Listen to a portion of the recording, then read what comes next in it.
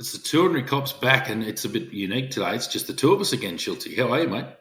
Well, yes, mate. It's yeah, a little bit different, I suppose. Not really different in the scheme of things, but yeah, no, it's just back to us two. We have got more guests coming on, however, but we'll mention them later on in the episode, mate. But I think we're going to do a bit of a Q&A today because we've got quite a few to get through and people that have contacted us. What do you reckon, mate?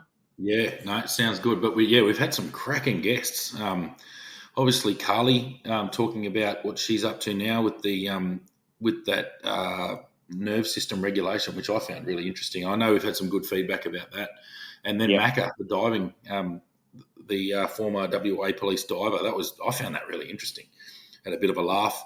Pointed out the fact that I do not dive. I just sink, which probably would make me a good diver because I can't swim to save myself. I'd probably just crawl through the mud like a bloody, I don't know, some kind of parasite, but that's all right. And mate, you did have a thing for finding dead bodies too, so Well, yeah, gee, could and would. Yeah.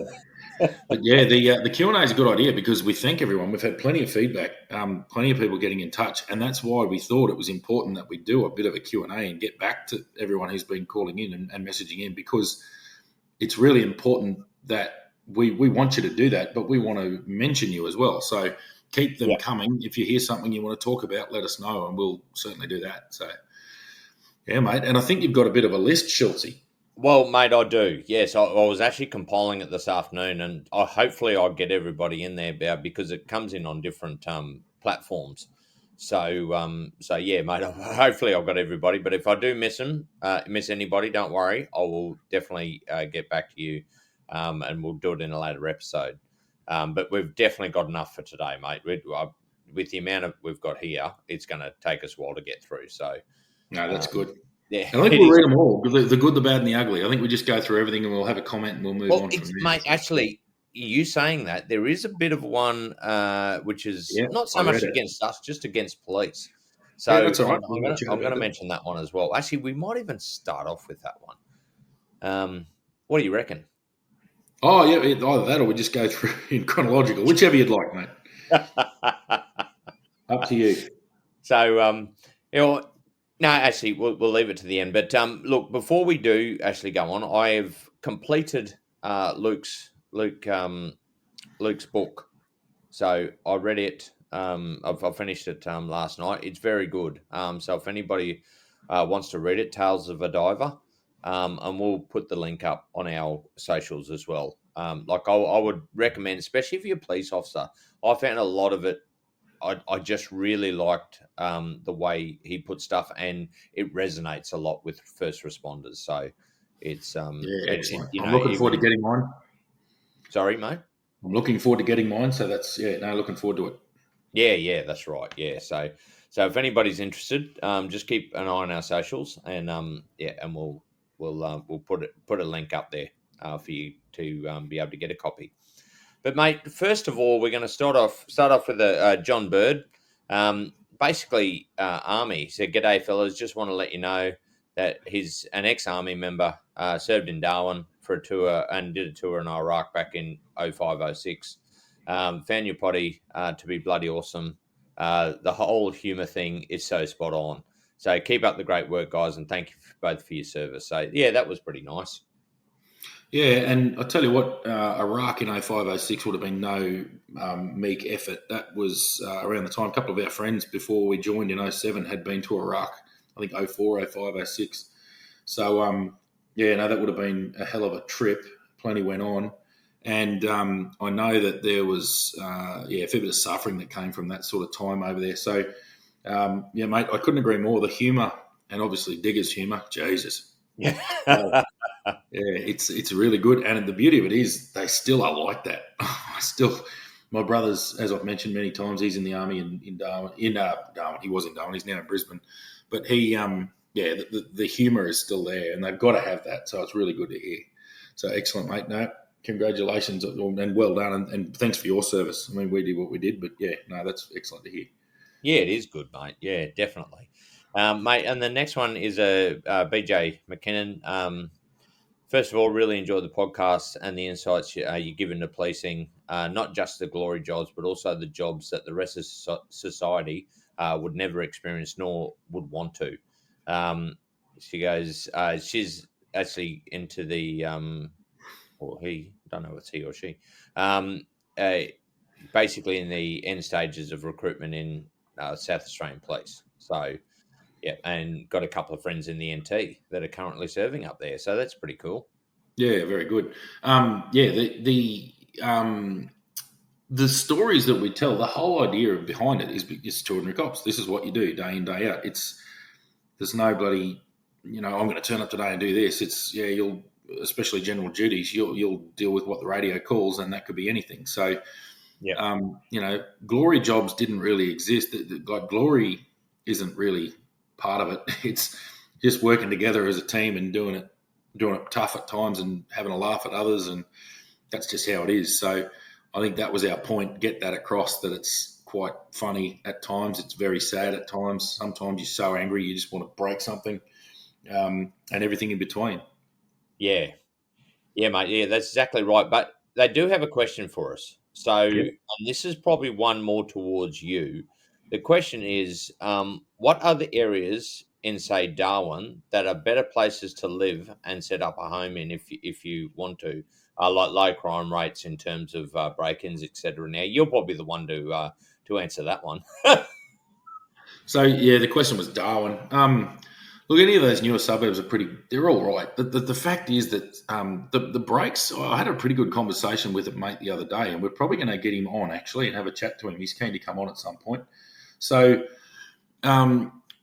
he was saying that with the new rules that have coming up there, the break-ins have dropped off a bit. Obviously, it's a momentum thing, so it takes a while for that all to drop away. But there's a little bit of consequence for action now, and that seems to be working. But I found we're in Zaccoli. I never had any problems. So that was a suburb of Palmerston. If you get police housing, you'll pretty well always end up in Palmerston. The rural area is always pretty good for breaks. I don't think anyone out there had too much trouble. Closer into the cities, not too bad. The places I found pretty rough were the south end of Palmerston, the older suburbs in Palmerston, like Maldon and places like that. But I never lived there, so break-ins sort of happened randomly. In Darwin, we found that the northern suburbs just above the airport were a little bit wild. So Malak, Karama, those sort of places, they're pretty rough and ready. But realistically, the chance of break-in is more to do with opportunistic stuff. So if you make sure your place is fairly secure, then you'll be pretty right. But it's one of those things. Break-ins happen, unfortunately.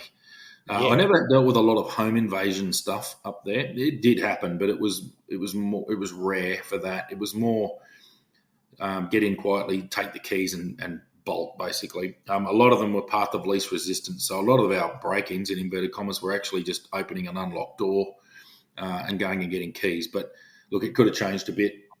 I think that's normally what goes on.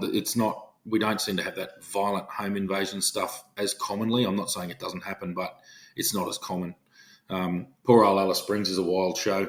I think it was getting more violent, but everywhere's got its problems. But yeah, in Darwin especially, that I found Zaccoli pretty good. So that anywhere in that sort of newer part of Palmerston was pretty good in the rural area. But yeah, that's probably I don't really have authority in advice. It's like you just make sure you're locked up and secure at night, and you're pretty right. Yeah, mate, that's a big one. It's a lot of it is opportunity. I know, especially like even in Brisbane here, there's quite a few break-ins and all that sort of thing. But you find they're along the train lines. They jump from the more, from the other areas and where they commit more crime. But of course, they come into the affluent areas because you can probably get better bang for buck. It's a bit of a business for them, I suppose. And they usually but the path of least resistance. So if they got a good escape route, they can get somewhere quickly, get in and out. So your little like back end streets and all that usually don't get quite as much, but it doesn't mean you're not safe. But the biggest thing is basically just have your house locked up well. Yeah, and don't live in fear. Like I never felt fearful. The other thing is, by the time I was in Darwin at the end of my career, I certainly wasn't going out on the town much or anything like that. It was, do things that are relatively sensible and avoid obvious danger, and you're normally pretty right. But yeah, if your house is locked up, you're good to go. Generally, obviously not always. And I know we'll get a heap of messages saying, "Oh, I had my place locked up and I did this." And I know. But generally speaking, a lot of what we dealt with was someone had just not checked the back door or something like that. We used to get kids with their ankle bracelets on, and we'd lock them up all the next day. We generally get them all the time. We'd work out who was doing what. We'll pull them out of your stolen car. So what we tracked one group doing one night in Karama is they'd entered every single house in basically a suburb, found an unlocked door, gone inside, grabbed 2 sets of keys and stole 2 cars, and that was them away for the night. Then they did ram raids and whatever else with those cars. But yeah, they entered them through unlocked doors is what they told us. And we could tell that because they went into every house and they would normally avoid big dogs and stuff like that. But obviously there's exceptions. But yeah, that was our general sort of feeling. That was how it rolled. Yeah, yeah, mate, definitely. Like, how many times I've gone to like cars broken into, and the whole street. They've actually pulled the handle on every single car to see if it opens. Just for an unlocked one. So it's a lot of it is crimes of opportunity, but not always, like you said. And certainly not the sharpest tools in the shed. So I wouldn't. No, that's for sure. So, but anyway, they said, keep up the great work. Bloody love the stories and enjoy having a 4X while listening to you. Yeah, so, well, that's good. They're having a 4X while they're listening to us. Larrikins. Happy days. Yeah, that's great. We have a couple while recording, so that's it's good to hear. Mate, we've also got someone from Q&amp and Anaru, I think that's how you pronounce it, basically mentioned that it got in contact with us ages ago when we were talking about Crate Day, because apparently there's a bit of history behind that. But basically they've just come on and said they really enjoyed the latest, and that was the one with Carly, except the sound, because you get a bit of, every now and again, if you're in a room, you'll get a bit of echo. Because it's more closed in. I think you've got a bit of that tonight, Damo, and it's hard to get rid of. So we do apologise for that, but they said, it's a really good listen. He also reckons we owe a carton for that one. Oh, that's fair. Yep, happy to buy a beer. Yeah. Tell them to get on a plane. Get on a plane. Come and drink it with us.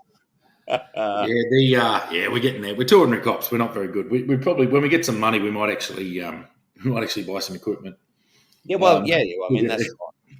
Yeah. I mean, you rely on my expertise at the moment, mate, and they're not real good. So I do. Yes, life is hectic, but that's all right. Yeah, that's right. Good. We also get a couple of comments, mate, over the potty, like, just on different reels and all that sort of thing. So I'm actually going to put this one out there. So this is one, basically, I hate the uniform corporation and have a hard time respecting cops when they say they are just doing our job. When they are working for corrupt government that is not working for we the people. Tell me I'm wrong. Yeah, I mean, to admit there's a conspiracy between a 23-year-old constable getting ready for night shift and Anthony Albanese is a bit of a long bow to pull. But look, the fact is that coppers get ready for work, they go to work. I'm talking the troops on the ground. They get ready for work, they go to work, and they deal with what shit humanity throws at them. It's not, right, today we're going to do this, today we're going to do that, or we're just following order. Look, I know that there was a lot of problems during COVID with trust and all the rest of it. There was a lot of coppers who didn't love that. I don't want to go down that rabbit hole. I'm not into conspiracy theories. I'm not into that. You and I were just 2 blokes who did our job. We turned up and we dealt with what flew at our heads. There's no plan. I met a couple of politicians a couple of times. They didn't know me from a bar of soap. We don't work for the government. There's separation of powers. We enforce the laws that exist. We don't get dictated to by the politicians. It's just not the way the world works. No, look, I'm not saying don't be involved politically, but what I'm saying is if you're sitting in a hole thinking like that, get involved. Maybe go and volunteer for your local fireys, or if you're that interested, go and join something, get involved, become a politician, run for parliament, get involved with it, and learn the truth. Don't sort of sit back and listen to a drip feed of bullshit.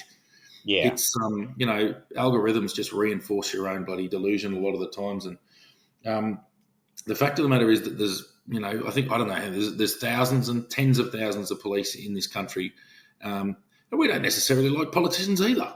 No. We just do our job. We certainly don't go off the politics of the day. We operate off the legislation that has been enacted by the parliament. So, it's just not the case. That I've certainly had my issues with politics within the police force. I've had my issue with politicians, but they weren't dictating terms to how we do our job. Our job is dictated by general orders from higher up in the police that are decided on and then signed off by the commissioner, and then we act on laws that are enacted by the politician, which is the way it's supposed to work. It's the separation of powers. That's why we don't live in a dictatorship. Yeah. So, there's that. I'm not saying everything's perfect.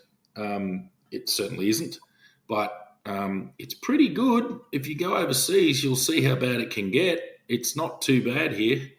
So, I mean, you can get online and say stuff and no one kicks his door in. I'm not saying that, and that's another thing. When laws come in like that, they're bad laws. But, we're nowhere near that. It's not. That's my opinion. My opinion is we're just not to that level of horror in this country. Oh, no, mate. Look, I can tell you honestly, like, there's a couple of people that come at me with conspiracy theories, and I'm going, if you think they've actually got the intelligence to be able to come up with that and coordinate that, then you're barking up the wrong tree. It is seriously like they can't even take care of the legislation or the day-to-day dealings, let alone come up with a conspiracy to, for whatever agenda they want to play. I mean, yes, they do push agendas, but when it comes to the police, we just enforce the law. We are looking after the victims. If we get more victims in, say, unlawful entries, then that's what we target. We try and get the numbers down. That's how we work. That's right. So, and a lot of the times you might hear the politicians jumping up now because there's so many unlawful entries, but we're usually on top of it before that happens. Yeah. And the only joy we can get out of that sometimes is they'll throw a bit more money our way so we can actually put the resources in to stamp it out. But no, I don't like conspiracy theories. I don't like even getting involved in them because it's polarizing and all the rest of it, and that's not our intention. The other thing is I don't have all the bloody answers. We just comment. There's just our opinions with some level of authority. We worked in the police force for a long time, so I can certainly tell you there was no sat down in a quiet room and offered anything to do a certain job. It was just what came at us, and that was it. Yeah, no, that's exactly right, mate. That's exactly right. So, John, just like Damo said, go and get involved in something, actually see the truth on the other side, is our advice. For whatever it's worth. If you listen, I don't really care. If you do, I don't really care either. But mate, we've got one from a Josh. He actually from Kiwiland went over, and he was OIC of Larger Manu for quite a bit recently. So just want to let you know, no, I'm from NZ Police. I moved to Australia for a better life. Started as a non-sworn role in QPS, and after listening to your podcast, I decided to make the jump over the NT as an ARP. So I think he's just left Larger Manu. When he first sent the first message, he's in Larger Manu, but based out of Catherine, which happens a lot, especially in later years. A lot of people that are stationed, they get sent out there to be OIC because they're just understaffed, unfortunately.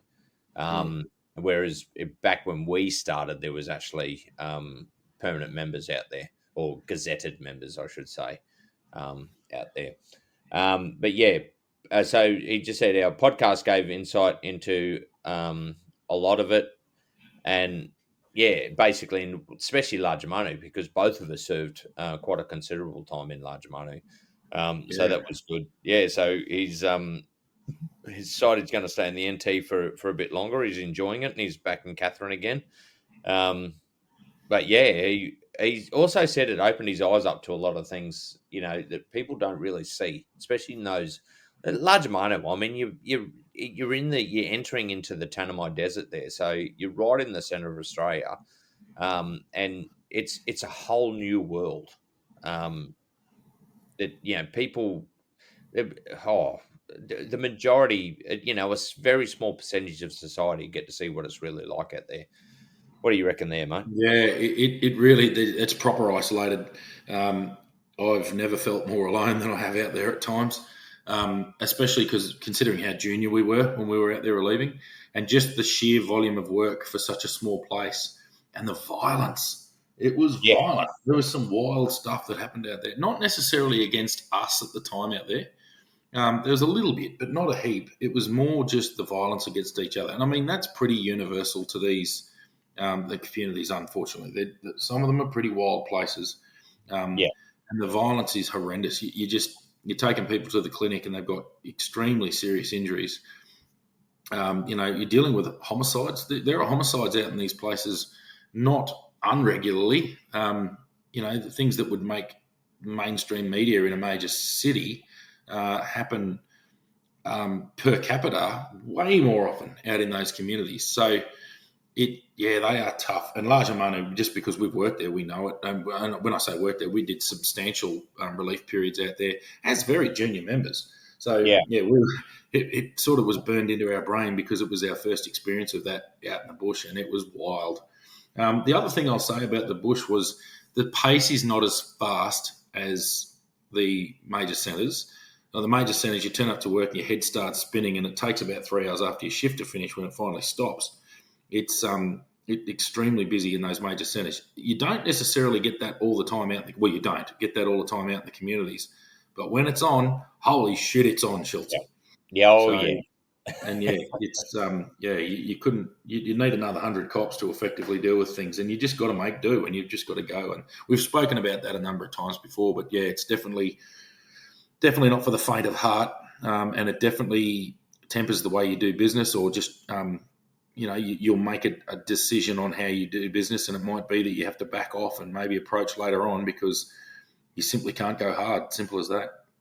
yeah. Mate, that's exactly right. I would say, look, the work sometimes out there can be a little bit more consistent. So, like you said, when it's on, it's on. Sometimes you'll go for days, and that's where we've worked for. I think I did 38. You've done 43 or something like that. Yeah, And it just doesn't stop. And there might be like a job, a job, a job, a job, and it just continues over days. Like you have 4 jobs, but they just keep on going, and then you've got a whole lot of remands, and you've got to get them out. And a lot of the time, you spend a lot of time actually in the station because you just don't have the resources. So there's only 2 of you to do the job. The good thing I would say with larger Manu, and because Kalkaringi is so close, they used to work together quite a lot. yeah, And try and relieve the pressure, which was important. So, and look, mate, we used to have some great barbecues with the swap over either Kalkaringi or larger Mono Police. It was actually quite good. There was a lot of camaraderie out there. That's what we found anyway when we were out there, and yeah, just some great support from your neighbouring stations. And like working those locations, you'll get to see some of the most fantastic places. Like we went down. I know.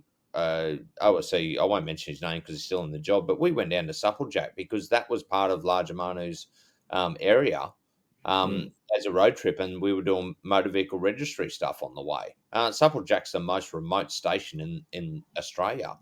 yeah, As or our outback, it's like for fuel and all that sort of thing. So yeah. road. Yeah, so you do get to see these fantastic places, mate. There's actually just another one you mentioned there, like horrific injuries. There are, I think one of them was it was actually Catherine, but one of the injuries was the woman. Her injuries were likened to, I think, through the autopsy as being thrown out of an airplane at like 20,000 feet or something. Yep. Um, this is stuff we see. I wouldn't say consistently, but it's pretty horrific. Some of the stuff we see, you would actually think some people would be dead from some of the injuries we've seen. Um, Oh yeah, yeah. Oh, we're on a tangent, but I'll just stay on the tangent for a second. I remember a job in Tennant Creek where a we got a call in crime. This is that we got a call by GDs that a fella's been hit by a car doing highway speed, so hit at 110 k's an hour, just entering into the north side of Tennant Creek. And a sober witness driving the other way described the person flying in the air like they were nothing. And she said they went so high in the air that had a triple road train been coming the other way, they would have cleared the entire truck before they hit the ground again. Anyway, we thought, well, okay, no problem. We just got a pedestrian strike and the person's dead. Simple as that. Anyway, the ambos go, no, not dead. We're going to hospital, but he won't make it to hospital. And then it was, okay, no worries. Well, we'll meet you at the hospital. We'll lock down the crime scene and we'll meet you in there to sort of secure the body and have it ready. We get to the hospital and they're like, nah, still going. We're going to evacuate him. We're going to call a plane. We don't think he'll survive when the plane gets here. Anyway, this kept going. So Tennant Creek to Alice Springs. Alice Springs received him, went, there's no way he can survive, but we'll just keep treating it. It's like, he's not dying. Anyway, they evacuated to Adelaide, which is I've mentioned before, is the escalation point for NT Health. Gets to Adelaide, and the information we get back from Adelaide Hospital is that, basically he's on life support, very unlikely to survive, and they would let us know when he died. Anyway, we never got any information. We'd chase him up again, and they go, still critical but stable. Anyway, would have been 3 or 4 weeks later, we saw him in a wheelchair going down the street in Tennant Creek. He was back. Wow. And he did lose a leg, but he should have lost his life. There's no way in hell I would have survived that. I wouldn't have survived the impact. But, his injuries and his internal injuries and just the sheer impact injuries to his skeleton, the number of fractures he had, he should have had massive brain injuries, spinal injuries. Anyway, he had a artificial leg fitted not long after that, so talking months after that, and he continued to hobble around Tennant Creek until I left, probably 18 months later. So just incredible how the sheer impact. And some of the other injuries you see with violence, like physical violence against each other, you think there's no way a person could survive that, but they do. And then other times they don't. So it's one of those things. It's a wild place, but that was that remote. Oh my God. Yeah, it was a show. Yep. It was, and like we've said plenty of times, most of society just could not even comprehend some of the stuff that we saw. But that's why we say, you've got a front row seat to the best show on earth, because you do see it. And it's like the bad, the good, and the ugly. So that's for sure. Mate, and so I'm going to go on another one here. So we got James Harrison. He said, love the potty. Must admit, when I found it, binged every episode over an embarrassingly short period of time. Now, that's a considerable effort these days, because these haven't come in very long, and we've got 80. Well, this is going to be the 87th episode. Yeah, wow. And our longest is over 2 hours. So I think that was Ben Hoskins, wasn't it? That was. I think so. But you must be dead set sick of hearing our voice. I know we are. Yeah. No, we appreciate that. It's good to hear that. We've got stories to tell, so that's good to hear. But nothing special about us, mate. You could talk to pretty well anyone who's sort of willing to share their stories, and they could tell you similar stuff, probably far more extreme as well, and some a lot more interesting. And but that's just the nature of the beast. It is what it is. So that's good to hear. I know if you're ever doing a long road trip or something like that, podcast can keep you going. But I get sick of them. I turn them off after a while and just listen to the air and the air ripping past the car. Yeah. So, well, he's currently serving VicPol, GD's senior Connie. So, loving it. He said, looking forward to a future episode, and love your work that not only coppers have a good chuckle from our worries. So, good to hear. And it also gives some normalisation as well. He actually said he wished he could make it in October for our event down on the Gold Coast, but unfortunately won't be able to. Which is a bit of a thing, mate. I've also got to backtrack. Sorry, I forgot to. Did I mention John before? No, I haven't actually mentioned John yet. So John got in contact with us. Massive fan. Been listening since episode 1, Spotify. The thing away from, but yeah, I admire everything that the brave men and women who put on the uniform do every day. Great podcast going, boys. He drives trucks around WA. Listeners keep him losing his mind behind the wheel, which is probably a good thing when you're driving those trucks. My dad was a truck driver, and we always used to look for stuff to listen to. So I'm glad we can keep you entertained. That's for sure. Mate, one question he did ask. He's always interested in what vehicles we used, and what do you think are the most capable for the job? And he Yep. was surprised to say that I think you mentioned this one, the Toyota Orion was one you thought was pretty hard. Oh, yeah, it was fast. I wouldn't say it was my favourite. You've got to remember, you sort of need different cars for different things. So, a lot of our crime stuff out in the bush, you don't need to go fast, but you need to be reliable. So, we were pretty lucky, especially in the drug squad. We had a Prado and a 200 series Land Cruiser, and they were good. That was what we needed to go out in the bush. You're pretty comfy in them. And we were doing very long distances over rough roads, so they were good. I always liked the Hilux. People sort of, I don't know, give it a bit of a ribbing, but I quite liked them. I know you snapped a couple in half, but I never did. It was, but those little two-wheel drive Hiluxes for town general duties, they were excellent. You could put prisoners in the back. You had a back seat for all your gear, and they were little rocket ships. And you don't really need to go. You don't need to be a V8 supercar. You just need to get there. They were really good for that. I found out in the bush the 79 series Land Cruiser utes were good. They were tough. You couldn't really break them. Very capable four-wheel drive. So it was horses for courses. When I was in those fast pursuits before they started ramming us, well, that's sort of after my time. I never got rammed in a police car, but plenty did. I really liked that little V6 Camry. It was super slippery. But you got to remember, I was the DS. So I used to get in the granny car, which was the four-cylinder Camry.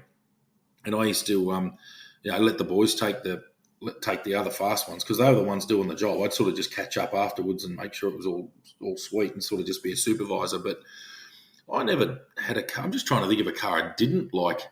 We did have a Ford Falcon station wagon. That was rubbish. That car was it was an old car when it was brand new. I never liked it. There was nothing nice about it.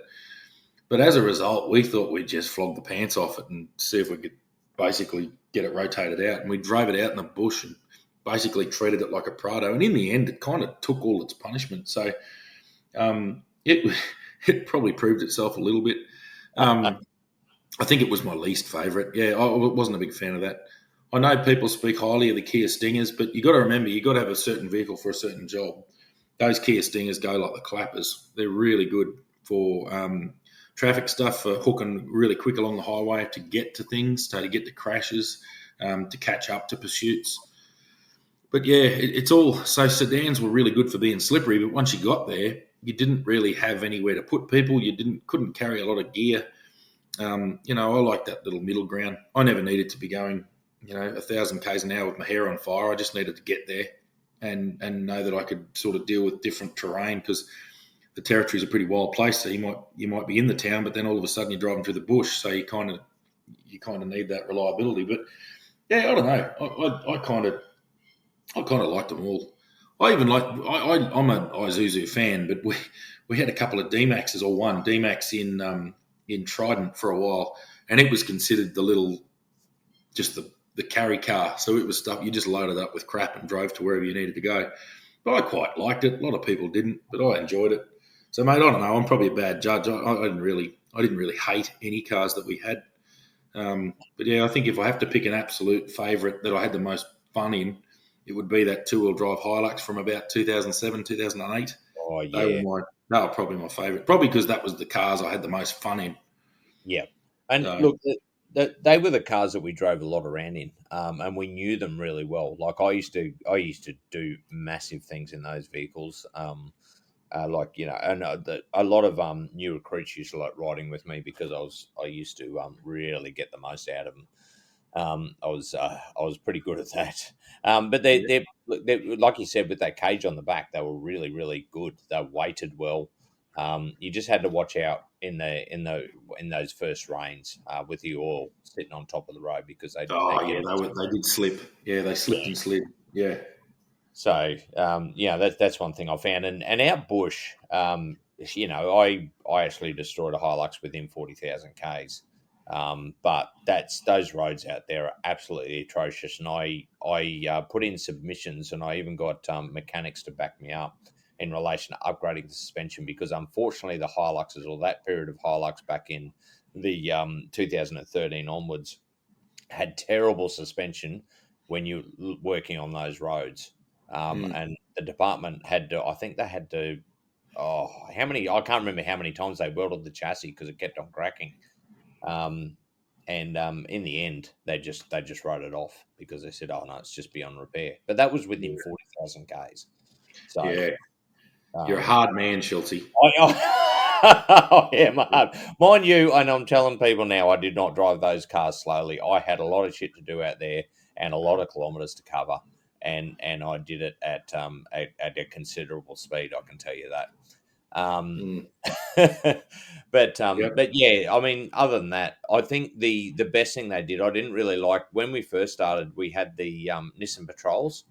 They were they were a slug. They were the 3 litre 4-cylinder or 6-cylinder or whatever they were. I don't know. Yeah.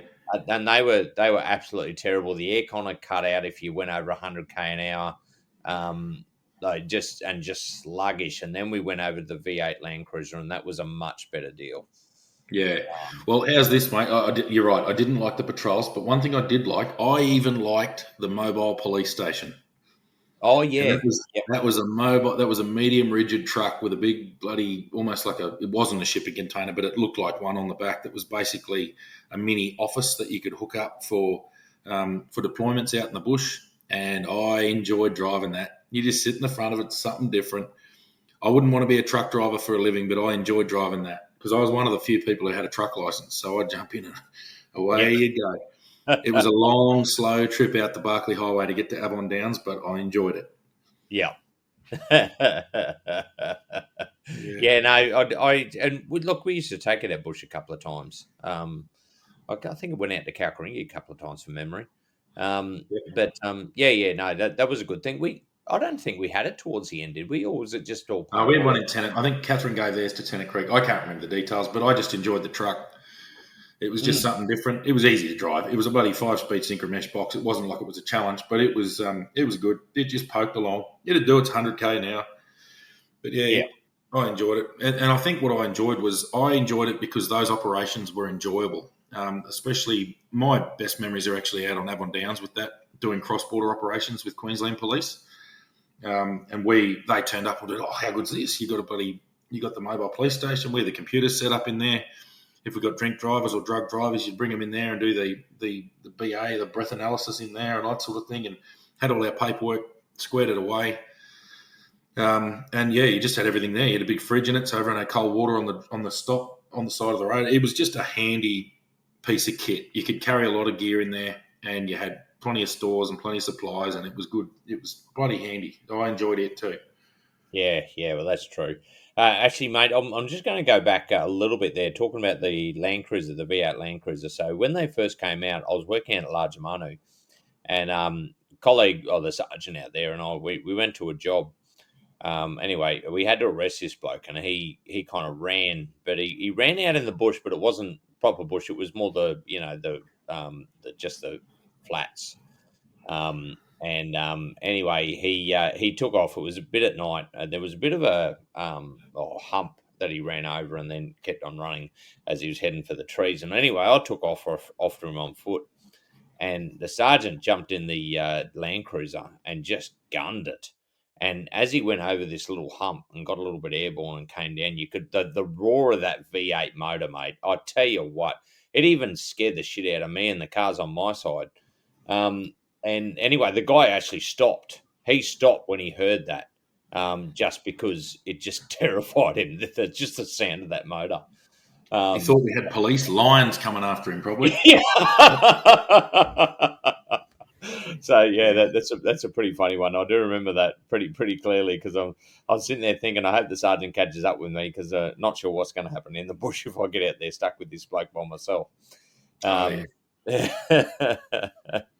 But mate, yeah. So we've got to. We've also got to. We're going to move on to cartonable offences. Now, these are people who contacted us previously because we never mention names when it comes to cartonable offences. So yeah, I'm just going to just give me a minute here. Yeah, so basically, this is from Dave's younger Connie. Transporting a prisoner on remand to a station that was equipped with full-time custody officer and handing him over to be held for the morning.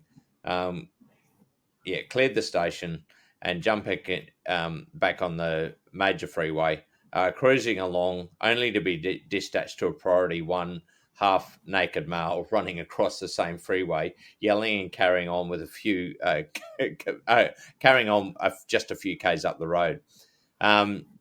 Just as he keyed on the mech to take the job, they realised that we both left their firearms back at the station in the custody area. Oh, that's common. Yeah, that happens a bit.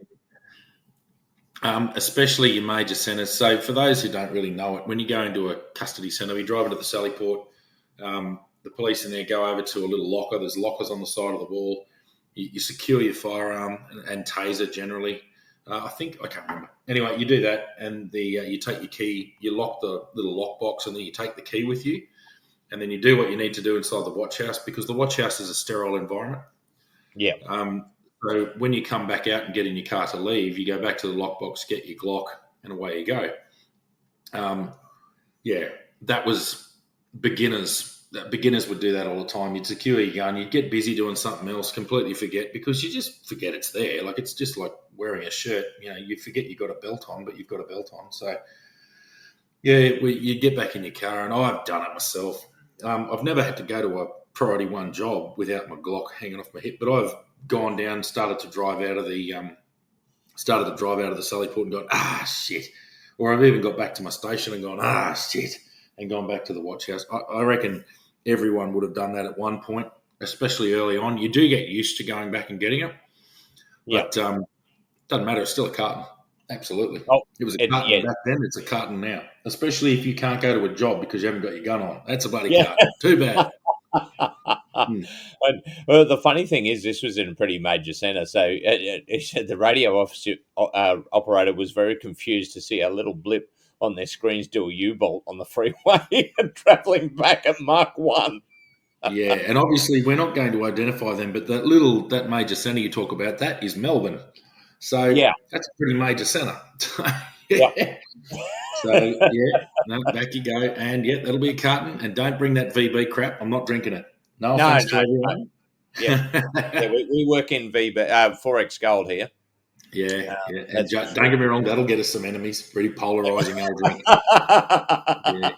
Realistically, if it's hot enough, I'll drink anything. Oh, well, that's true. Look, I've said VB's only acceptable in Melbourne on tap. That's it. Yeah, no, I'll do that. I'll drink it on tap in Melbourne. Absolutely. Yep. And I will. Even in southern New South Wales, I drink it. It's close enough to the source. Yeah, that's right. Mate. Actually, talking about leaving your belt, I remember I was actually in Maningrida, and look, you didn't always, especially in the morning, if you were going down to just do a random thing, you probably didn't always put your belt on. And anyway, my colleague and I just headed out just to go down and do a quick errand, and we didn't have our belts on. We ended up having to attend this quite a volatile gathering of people. In the end, we went to grab one person, but then we realised we didn't have our bloody belts on. And we're going, oh, shit. And the crowd started to turn towards us, so we had to release him, jump back in the car and go back to the station and actually kit up properly. So, look, mate, I will say that's a carton, and I'll make sure that the other cop that was there with me, I won't mention his name. I'm not sure if he's still in the job or not, but he'll owe a carton as well for that one. Yeah. And look, back in the day, that was a bit of a thing, especially at Bush. It wasn't common. It wasn't a general order that you had to always be armed. The rules were a bit more relaxed around that out in the bush because you kind of did what you needed to do. There was a fair bit of common sense involved. There probably wasn't the level of weaponry and the level of violence. Oh, that's not true. It was always been violent. People just did things differently. Yeah. Yeah, but now that would be a breach of general orders now. Like you can't possibly go operational these days without full kit, full camera, full everything. You can't. There's none of this just ducking down in the police car to do something without being in full kit. It's just that is a bygone era. Yeah. But yeah, these days it simply would not happen that you don't do anything. I think I don't even think anyone remote in the NT now. Correct me if I'm wrong, but I don't think you can even drive a marked police car into town to do what we used to do back in the day. If you did a remand run, you might have it as your car while you're there, and you might whip down to Woolies in plain clothes in the police car. I don't think you can even do that anymore. So, right. Yeah, I think that's all been changed. If you do need to go and get groceries because you're staying overnight, which is fair enough, you do need to do it, and that's the car that you're using, I'm pretty sure you've got to be in full kit. So, Yeah. But once again, correct me if I'm wrong because I could be wrong there, but that's my gut feeling on that now. Yeah. Yeah, well, look, I can understand it, especially from the departmental level. However, I did kind of like the old way. It was a bit more human. It was pretty relaxed. It was people being people. Like, a lot of people wouldn't understand. What do you mean you're in a police car? You're in a fully marked cop car. What are you talking about? It was like, well, yeah, we're coming from a very, very remote community. We were in full kit when we brought the prisoner in. We've got in at 1 and 2 o'clock in the morning. We've stayed the night. We might be going out to get breakfast or something, but we're not on duty yet. When we drive back out there, we're probably in full kit. Sometimes not, because you're not really on duty. You might respond to something and then you'd call for backup or something like that, just as in not backup, but you'd call for other resources to come and deal with the matter. But yeah, you generally did that. I mean, God, we even drove through the bottle shop and got beer to go back out to communities where we had permits and stuff like that.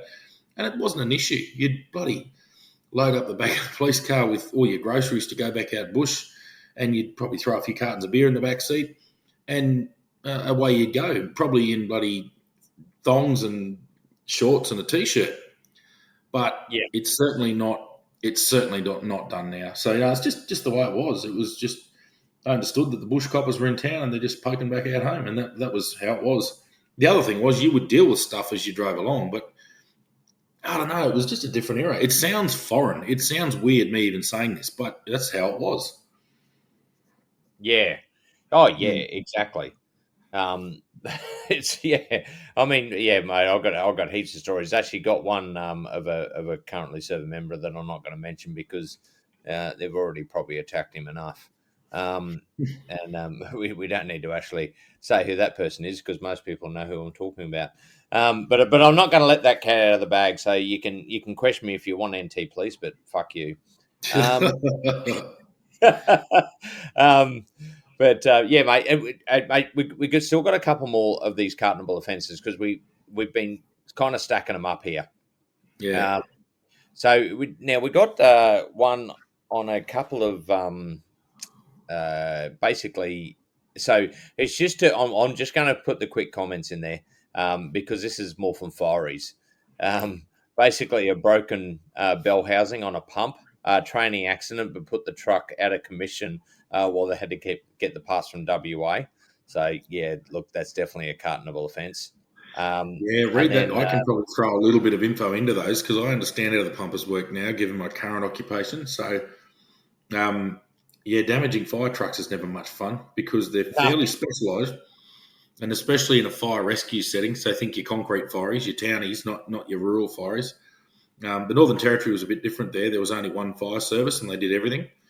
Yeah. But down in these eastern states, there's generally two services. Queensland, I know, is the Queensland Fire Department, but I know that New South Wales has the Rural Fire Service and the Fire Rescue, and Victoria does as well, and I'm fairly sure South Australia does. So those big town pumpers I'm not completely familiar with, but basically their big pumps run on a PTO setup off the engine, and you can't drive them when you're pumping. So if you were to break the bell housing on it, that's a pretty significant injury to a vehicle. So fair enough. And it's definitely a carton. Most importantly, it's 100% a carton. Go and buy beer. Yes. Hose theory. Yeah. But we love you. We love you. But Yeah, well, okay, yeah, that's yeah, we do. Yeah. But you've got to pay cartons like everybody else. Yep. As much as we love you, it's just a condition. It's just the way it is. Yep. Mate, and we're going to finish off with a pretty good one. I'm not going to say where they're from, but yeah. So basically, talking about cartonable offences. Um, uh, over there they actually called them jug sessions, which was I suppose that Where are you talking about? yeah. Well, anyway, so basically, I had a good friend who was practicing to become a tactical operator. While on night shift, he was using the dummy weapons to practice his room clearing techniques with his partner, who was playing the part of the offender. Throughout the evening, each time the offender confronted my mate with lethal force was necessary and resulted in a loud verbal bangs. However, the final scenario, his colleague decided to lower his tactical threat uh, to the guy actually doing the operation to make it non-lethal force required. His mate immediately recognised he did not need to use lethal force, dropped basically his rifle, and immediately switched to his less lethal option, being the taser. However, at this point, they don't have dummy tasers. Oh shit! So basically, end of the story, he deployed his taser. Oh my god! You were definitely not going to mention jurisdiction, person, none of good lord, children. Bloody hell! Bloody tack nerds running through buildings with toy guns and then pulling real tasers. That's not very clever. But yeah, no, look. The least of his problems is a carton. Oh, yeah, that's right. Yeah, it's exactly. We'll just keep it at that. That's a carton. I'm taking the matter got reported because you can't just pop a taser off. No, it They're definitely highly did. accountable. They're not allowed to run those, just, I suppose, casual operations now.